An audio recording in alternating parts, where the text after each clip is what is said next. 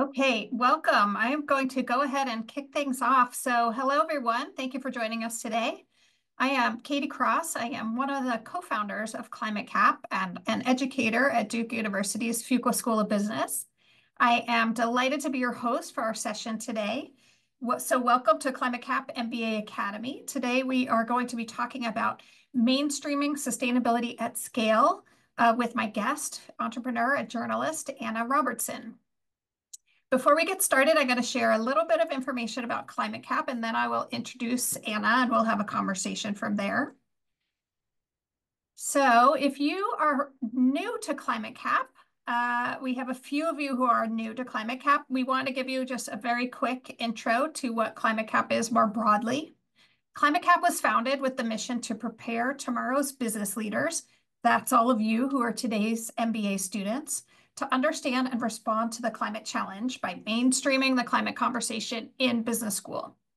ClimateCAP was founded and is led by us here at Fuqua, but we are a global partnership of 48 business schools. We work closely with staff and faculty at those schools on a number of different initiatives, including our annual MBA Summit, as well as ClimateCAP MBA Fellowship, our virtual learning series, and more programming. If you haven't yet signed up for our mailing list, make sure you do so you can stay up to date on all of these activities. So I just mentioned our 48 partner schools, and I want to highlight a few of them who are supporting ClimateCAP as leading partners and supporting partners. We want to thank them for making this program and our other initiatives possible. For those of you who are MBA students, if your business school is not already on our list, you can check out our list of all 48 schools and link directly to their sites from our website and or suggest that your school join us.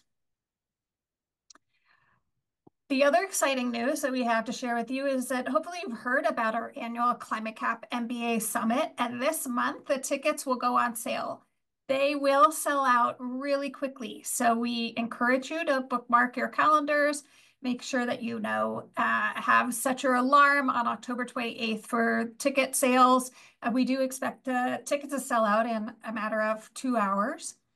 This year, our flagship MBA Summit will be held at the Berkeley Haas School of Business on February 28th and March 1st, 2025. So it's going to be a terrific program. Some of the speakers and the high-level agenda are already online. We also have travel information and FAQs on the website and encourage you to take a look and consider joining us in person for that. Next, I want to mention the ClimateCAP MBA Fellowship because we are also accepting applications for this right now.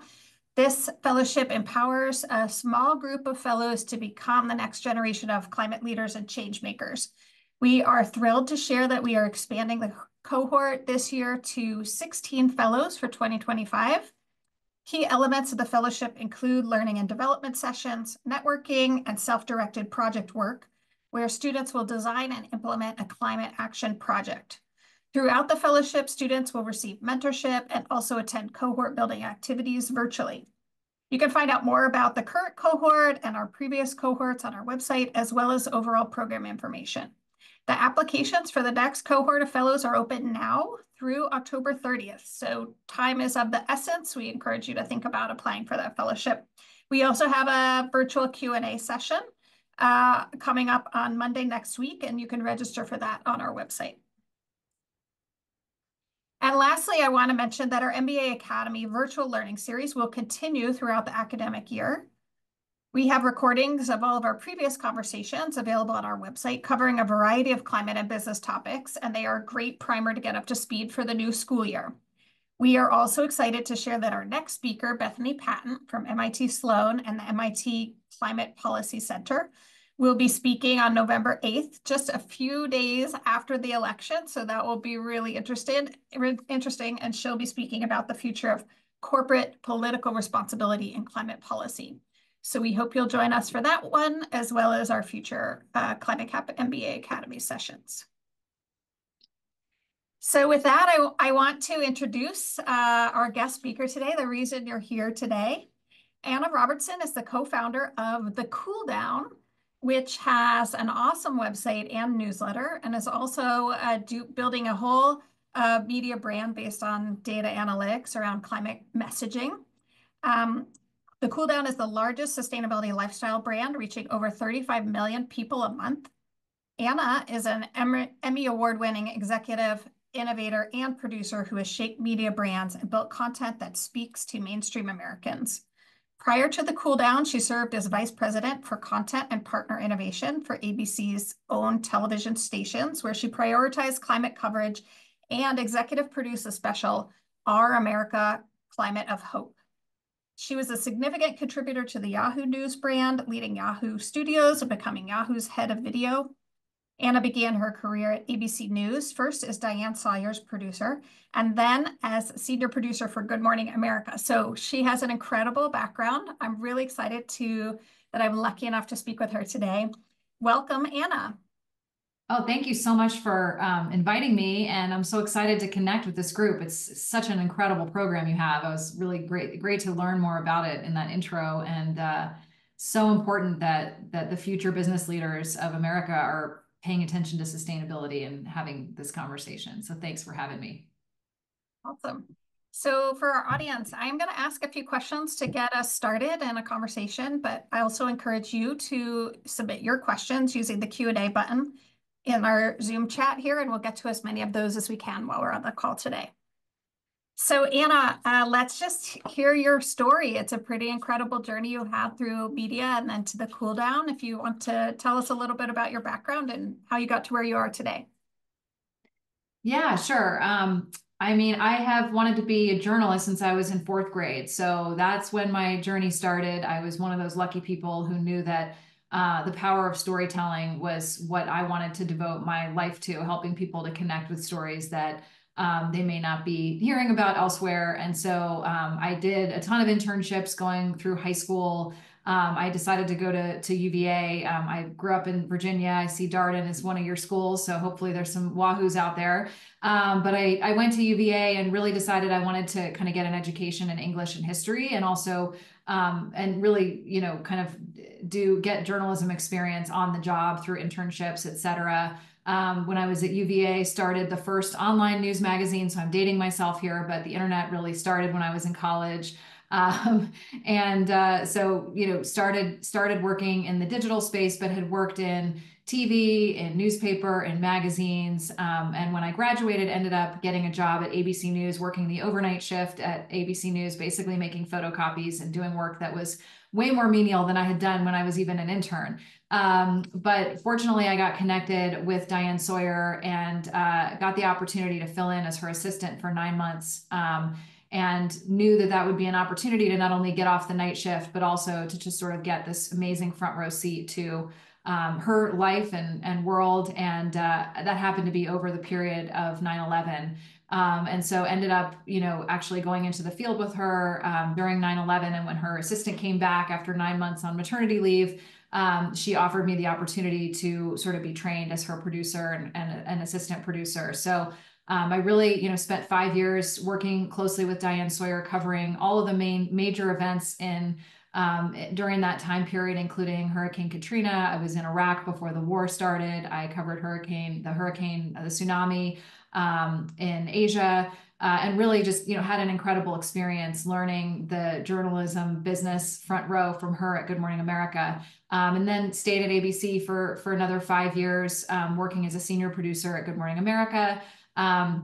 And then moved to LA. My husband was acting and wanted to move to LA. And actually it turned out to be a great career move for me because I really wanted to get into the digital space. That was sort of at the moment where a lot of things were moving into digital. And I ended up getting a job at Yahoo, running video at Yahoo and building out a video team, doing original reporting for them and production. And ended up sort of, more leaning into the executive side and strategy side, running the Yahoo Studios team, which was about 100 people. Worked with a lot of top talent there, like Katie Couric and folks that they brought in to bring some attention to Yahoo. And then went back to Disney after that and worked really sort of in helping them connect with digital audiences. Worked a little bit on the strategy with Disney Plus, and ended up most recently working with the ABC owned television stations, focus on sort of the future of local news and thinking about innovation. And that's where I really got passionate about climate, because weather is the number one topic for local news consumers. And I felt like we weren't doing a good enough job of connecting the dots between what was happening with the weather and what was happening with our climate crisis. And so that's where some of the work that you referenced came to light. I worked a lot with National Geographic and ABC News and our local meteorologists to try to tell the story around climate change. And personally, was living in the Los Angeles area. Was evacuated in the middle of the night with my little kids, and sort of saw the reality of extreme weather. We're obviously seeing it, very clearly right now. But I personally got really passionate and sort of thought, why are people around me not really understanding what's happening? And that's where I just decided, I wanted to, I've always been sort of an entrepreneur within bigger companies like Disney and Yahoo, but I decided that we really needed something more disruptive outside of the corporate world, and ended up just getting really curious about the climate space, joined some Slack channels, reached out to some people in the climate space, and with this idea of, maybe one of the big missing pieces in the climate story is communications. And so ended up getting connected with my now partner at the Cool Down, Dave Finocchio, who started Bleacher Report. So for anybody who's a fan of Bleacher Report, Dave and a lot of the team that work on the Cool Down were former Bleacher Report folks. And Dave had been thinking about the same thing and kind of invited me to come on this journey to create the Cool Down. So I left the corporate world and became an entrepreneur about 2.5 years ago. And we launched the Cool Down about 2 years ago to really try to see if we could drive climate engagement at scale. And so we, as you said, it's been very successful. We're now certainly the largest climate brand, the largest lifestyle brand focused on sustainability, built a big consumer audience, and really the last year have been focusing on building relationships within the business community as well, because just as important as engaging mainstream America in these topics, which is critically important. Anytime we've had to do something hard in human history, we've needed the general public to really understand what's going on and to motivate a lot of those changes. But also business has such a huge role to play in the future of our climate. And so we wanted to really figure out how we could leverage this audience we built, and also try to, accelerate businesses to take an even bigger role outside of the political environment we find ourselves in. And so I've been spending the last year really building relationships with business leaders. I've done over 30 interviews this year alone with top executives at major brands about their strategies around sustainability. Trying to kind of understand how we can help to accelerate progress. So that's a snapshot. I don't know if that's enough, but yeah, that's kind of my overview. I live in Park City, Utah. I spent 10 years in New York working for ABC, and then 10 years in Los Angeles, and have been living in Park City for the last 4 years. And I have 2 kids. 9 and 10 years old. And so I'm, a full-time working mom, president of my PTO, and also really proud of all the work that I do with them. So happy to talk about any of those things and dig in further. Awesome. So much to unpack there, and so many great experiences you've had. I'm sure we could spend lots of time talking about your journalism career, which sounds amazing. And I do want to talk about how you're engaging with businesses, but before we get to that, let's just talk about the messaging in general in terms of you're building this brand aimed at messaging climate differently to mainstream Americans. What's the niche that the problem you're aiming to solve with the Cool Down when it comes to messaging to mainstream Americans?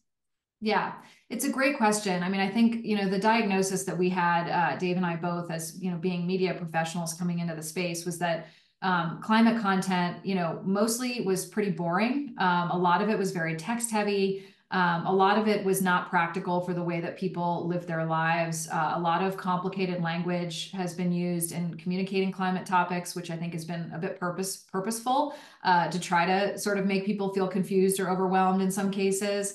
But also just, I don't think, climate scientists are the best communicators either. So when we dug into what was actually happening, we were really astounded at how much innovation there is in the space, and how much, we have the solutions we need. It's really more of a problem of implementation and actually kind of connecting people with what's going on. So first and foremost, we try to, really make these topics accessible to people, and write in plain English, and connect with people's passion points. So, everybody says they want to save the planet. I'm sure they do want to save the planet, but ultimately people are only going to do things if it works within their lifestyle and if it sort of like aligns with what they're doing. Think how busy people are, right? And how hard it is to absorb all of the different news and crises that we find ourselves in.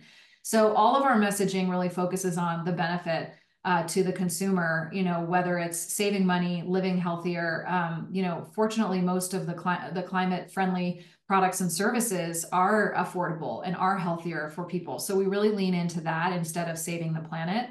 And from a content perspective, we found these sort of like top of the funnel issues or areas of interest that could get people engaged who were outside of that sort of eco community that has traditionally engaged with climate topics for a long time. It's really important to us to broaden the conversation because we looked at the data and saw that liberals and eco community people, they're already engaged in this, and we've kind of maxed out on engagement there. We need more conservatives in the movement. We need more people to find their place and to feel like they're a part of what we're building, because the reality is that we literally need every single person to find something that they can do, and there is something they can do. So we try to approach it. We do a lot of content on gardening. We do a lot of content on thrifting. We curate from different sources like Reddit and Instagram and TikTok, and we showcase sort of what's really happening and try to hold up a mirror to what's happening in the real world and bring people into content and then help to educate them about why they might want to use native plants or buy an electric lawnmower instead of a gas-powered lawnmower or whatever it might be. So if we kind of connect with them at the top of the funnel, then we can get them signed up for our newsletter. We can then engage them week after week in learning about things that are fun and innovative and really approaching it. There's a saying, doom is the new denial. I think mainstream media has really been dominated by the doom and gloom around the climate crisis and less around the innovation. And so if people feel like this is not going to be solved, they're not going to be particularly motivated to find their place in the movement. So, I think finding these kind of more general interest topics that maybe are not like climate in the headline, connecting with people more on innovation without being Pollyanna about the reality of the situation that we find ourselves in. And then also, kind of explaining things in plain English and making it more fun to be part of the solution have been sort of like some of the key unlocks for us in connecting with people, and really also forging intentional relationships with conservatives. I mean, I just spent last Friday at the Conservative Climate Summit, spending the entire day with conservatives from across the spectrum talking about climate solutions and building trust with them. And I think that's, we may not all agree on the solutions no matter what your background is, but it's been so important to bring those people into the conversation. Awesome. I consume a lot of climate media myself and can absolutely say I have learned a lot of new things, both for my own personal life and for my business career through the cool down, which is presenting really different stories than you get elsewhere. That's awesome. I'm so glad to hear it. So I'm sure that you have all of your sort of media metrics in terms of subscribers and viewers and messaging, but how do you also think about actual impact? It's something we all think about. Are we really moving the needle? Have you thought about this or have any sort of metrics around how will you know if you're actually making a difference in terms of actions that people take on climate? Yeah, I mean, obviously, like the biggest thing is we know we're bringing new people into this conversation because of the scale. No other brand has the kind of scale that we have, so that's great. But increasingly, we've tried to move beyond like just reading an article and actually taking an action. In fact, we just launched a product called our guide, which you can find at guide.thecooldown.com. But it basically enables people to choose a journey for them, and we've pick these journeys based on the data that we see about the most common interests people have around these topics. So it could be, I want to reduce my plastic use, or I want to modernize my home, or I want to, pick clean beauty choices, whatever it might be. And we give people an opportunity to, find out more about why that's important and then share questions, share photos. So we've really built this as sort of like an action hub where people can take action. And then we have increasingly really tried to integrate actions into our content. So we have a bunch of widgets that we've embedded on our content to drive people into solutions. Some of those can be, we've sent 30,000 leads to Rewiring America a month, which is a, major electrification platform. We have sent 3,000 leads to Energy Sage for heat pumps and solar, people who've actually gone through and put in their zip code. We've become one of the top 3 refers to Trashy Bag, which is I don't know if you've seen that bright pink bag where you can kind of put clothes that you normally would probably have to throw away, but they will take all your clothes and either recycle them or upcycle them or donate them for you. So we basically try to kind of connect people with these solutions, and then we can actually see. I mean, we have a partnership with Got Sneakers, for example. Anybody who's signed up with our newsletter gets an onboarding series, and one of the actions is like, hey, if you have sneakers that you want to get rid of, you can send them to Got Sneakers and you can get a check back for them.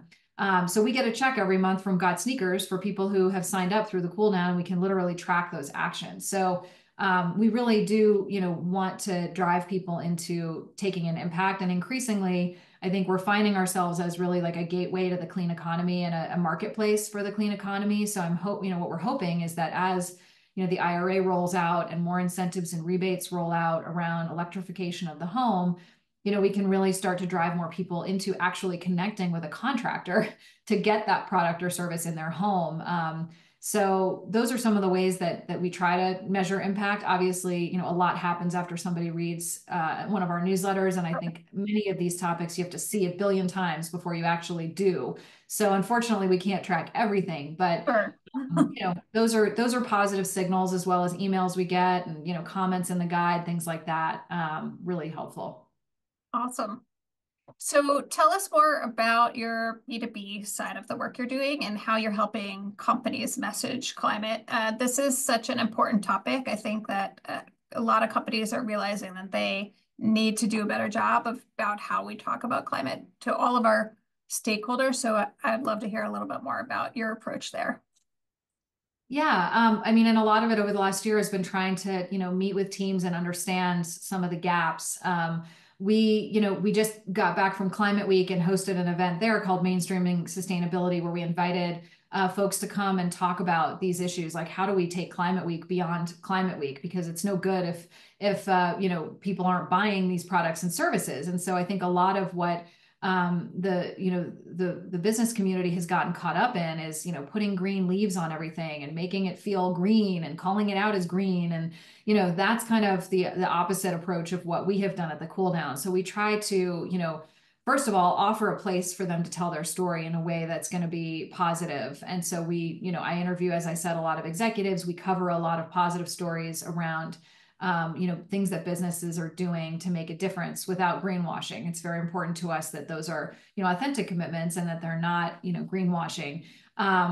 But I think, that's one thing we do through just earned media. We also have, a tremendous amount of insights and ability to pulse our audience. So we can do polls on our content. We can do A/B tests with different marketing messages and get, a pretty good sample size of how people would respond to a different message. And then we've built those into, a newsletter. We have a B2B newsletter that's specifically for the business community, which I can put in the chat, but that's really focused on, how to communicate around these issues and some of the trends that we're seeing in the business world. And then we've done a webinar. We did a webinar in the spring with kind of a, some of the key learnings that we had. We just put out a big sort of thought leadership report around the future of the home. So we've been trying to build up that thought leadership component of our business, and, providing those insights to businesses to help them to kind of shape their strategy.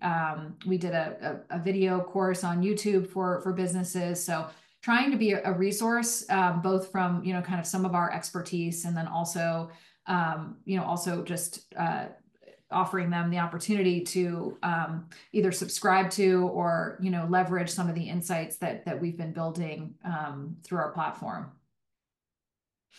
So you talked a little bit about how your messaging focuses on innovation, focuses on cost savings, maybe focuses less on the climate aspects and the jargon and the complicated terms. Are there other takeaways in terms of climate messaging that you have as advice for our audience? Yeah, I mean, I think we have a great little mini series if anybody's interested. It's a video series that we did with somebody in the space, Freya Williams, who's been a great resource to us. She wrote a great book called Green Giants, Green Unicorns. Highly recommend that book. But a lot of the takeaways are in there. I mean, I think it's the idea of again, sort of not forcing sustainability down people's throat, not trying to bring sustainability to people, but bringing people to, bringing sustainability, people to sustainability, really thinking about what are the messages what are the values that actually, people care about in this product beyond the fact that it's green.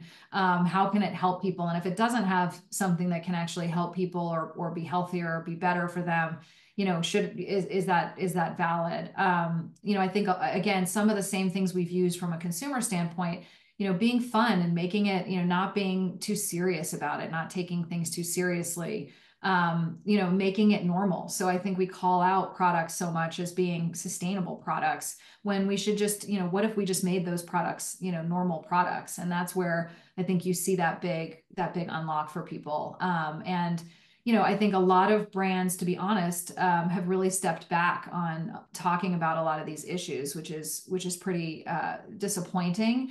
A lot of folks have gotten burned by by certain DEI topics, and unfortunately, climate has become such a hot button issue that many of them are just afraid to talk about these things. So really, figuring out how you can talk about them in a way that's uniting instead of dividing. And a lot of that comes down to even individual word choice. And there's so many good examples of how just changing and shifting the words that you use can be, more inclusive than than certain words that just tend to hit a hard spot. But I think, what we're seeing from so many of the brands that we've talked to is that there is a growing, a huge growing audience of this consumer who really cares about sustainability and is really interested in it. And you see major brands like P&G, like Walmart, making shifts in their products to really align with what they're hearing about this customer and make sure that they're meeting the needs of that customer. And brands don't do things just because it's the right thing to do. They do it because it's good for their business. And that's the most encouraging thing that I've seen in my reporting over the last year is really that, they're seeing this as a business opportunity, or something that they need to do to not only meet regulatory requirements that are coming up, but to make sure that they're, kind of retaining brand loyalty with the next generation customer. And I think that's a really positive signal that we see in the market, even if we do see some softness in terms of marketing around sustainability messages. Great. Those are all really great insights that I know will be actionable to lots of our audience members. I want to ask a question about your own business. One of the questions in our Q&A from one of our audience members is about your business model and what's next for the cool down. Do you have anything you can share there? Yeah, I mean, we have done very well because we have such big scale. So advertising is definitely a piece of our business. Programmatic advertising is a part of it. We got going. We raised some investment money, so we have been fortunate to have that seed money to get us rolling. And we did a seed extension. We have not done a Series A yet, but we do have enough funding to keep us going. But we do have advertising is kind of a key piece, and hopefully that will even be increasing as we do more direct brand deals. We're also doing a lot of lead generation. So as I mentioned, driving leads to different heat pump companies and solar and other providers. And so that's an increasing and growing area of our business, which we're really excited about because, it diversifies us outside of just being a media company, really, if we can be sort of a gateway and a connector, especially as in a very fragmented environment of, sort of the clean energy space, if we can be a real guide for people where they come to the cool down and then kind of want to, transition into one of these products.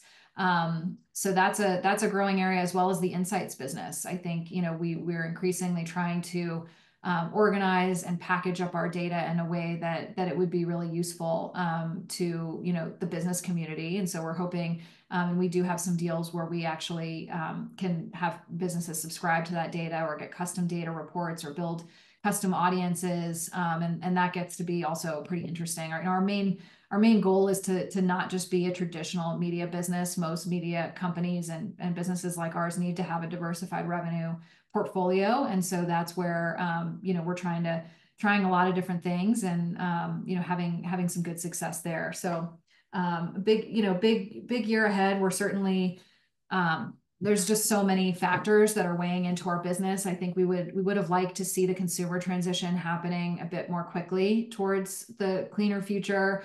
Obviously, we're in a very tense political environment right now, and that is also impacted our business. But I think this transition is happening no matter what. It's really just a matter of time, and we're already seeing so many positive signals that I think it's just working through sort of how quickly it's going to unfold. Great. So you've had this really great distinguished career as a journalist, a producer. What's it like being an entrepreneur now? Yeah, it's a good question. I mean, it's really fun. I think it's been really hard. The first year of a startup is really hard and very humbling, especially for somebody who's been, in the business for 20 plus years. And obviously kind of everything, I've learned a tremendous amount from my new colleagues who, have lived and breathed the digital space for so long. But I think that, the really fun thing about it is just the opportunity to try so many different things and wear so many different hats.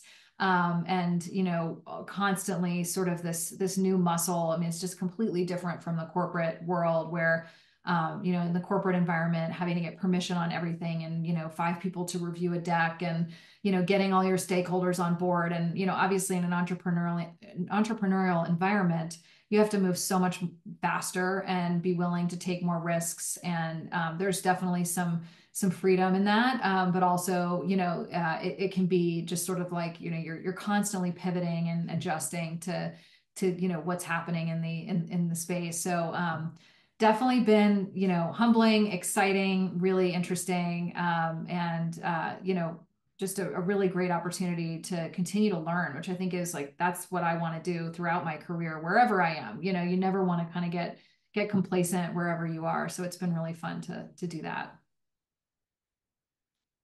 So besides all of your great insights, we're loving watching your dog in the I'm background. It was sorry. adorable. He looks just like mine.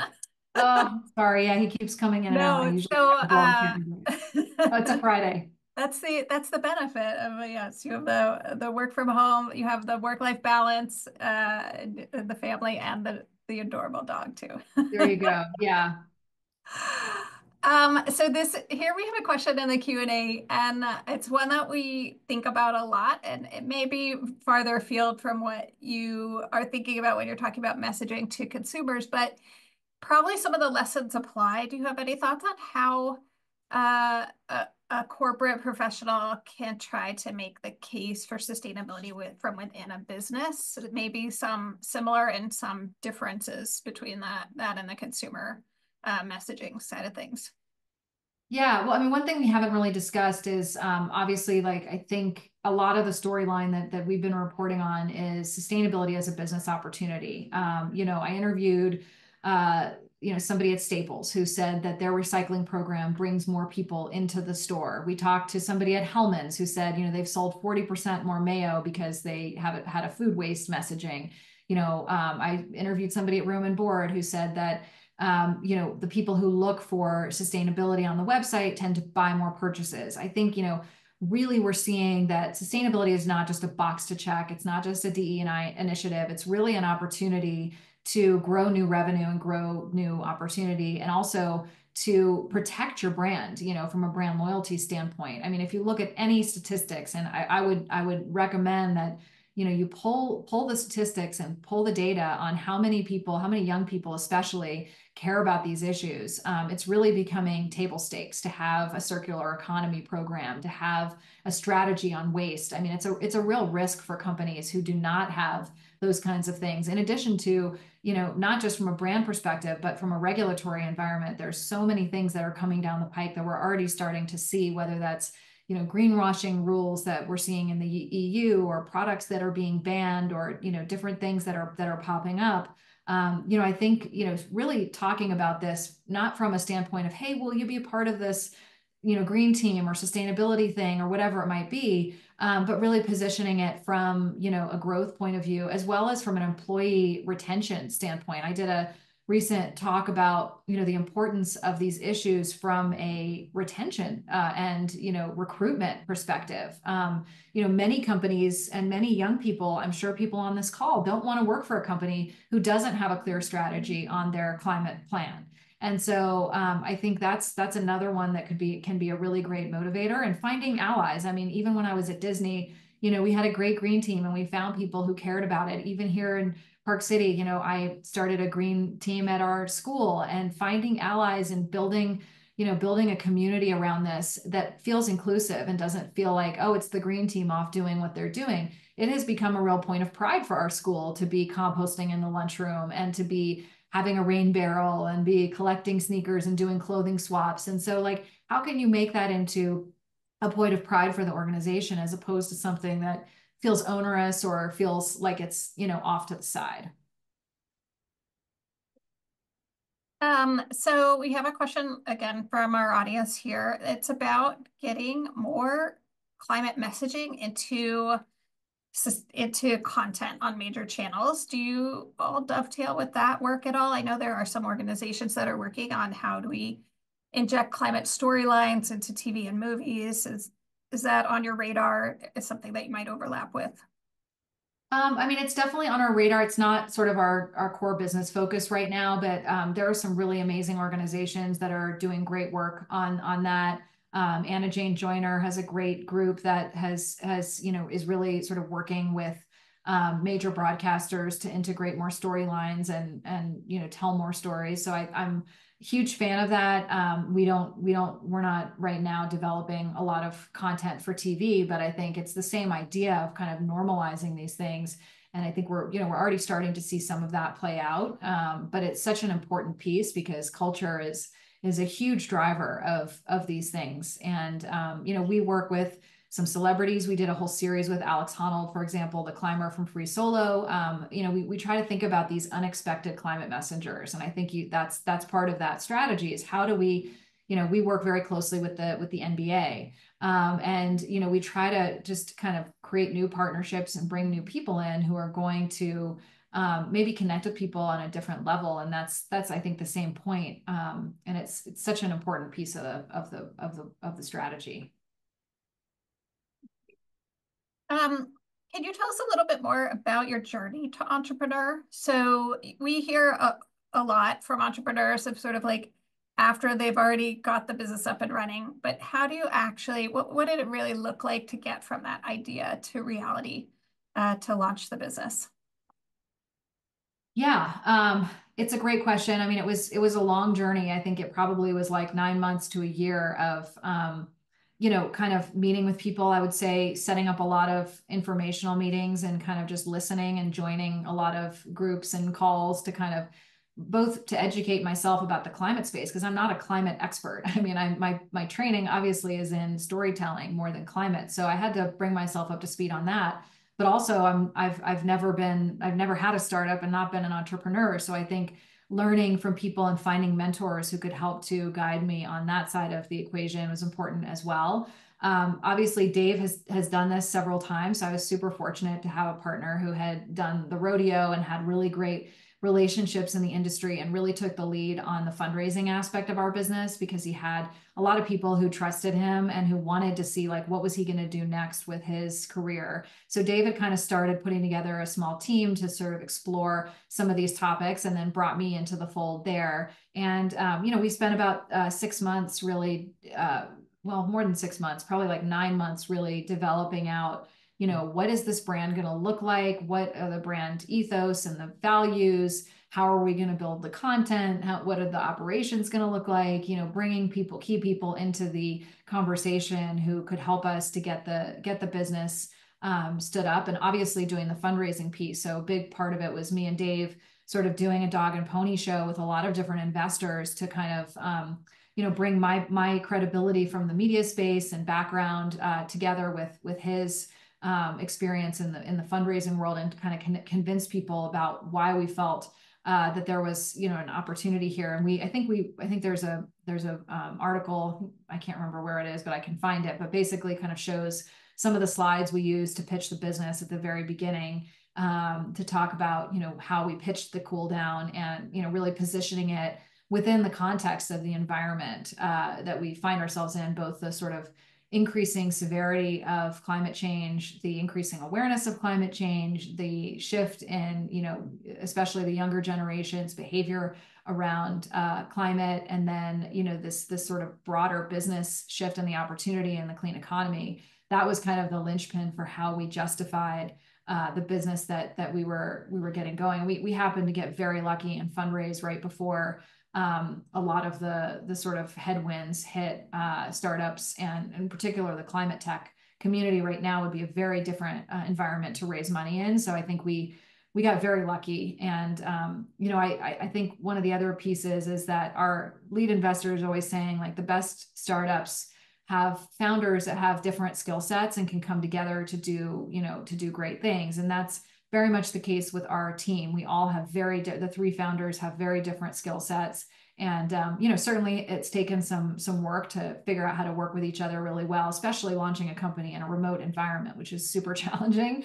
But I think, when we're at our best, we're really leveraging all those superpowers. And that's really where the big unlock comes from. If we can as long as we can all like respect and understand where each other is coming from, that has been a great learning. So I just have two last questions that I like to ask all of our speakers. The first is, what are you optimistic about? I mean, I am optimistic about the fact that again, that we are making real progress on this issue, and that no matter who wins in November, because I think it's very easy to get hung up on the politics of this issue, we are transitioning to a clean economy, and we are going to make changes in our world that are better. One of the things that I always say is, one of the reasons I didn't get into the climate space is I was worried it would be really depressing. And, while at times it can be, like right now where we find ourselves, really like looking at the realities of climate change, with the hurricanes we've been witnessing and the wildfires.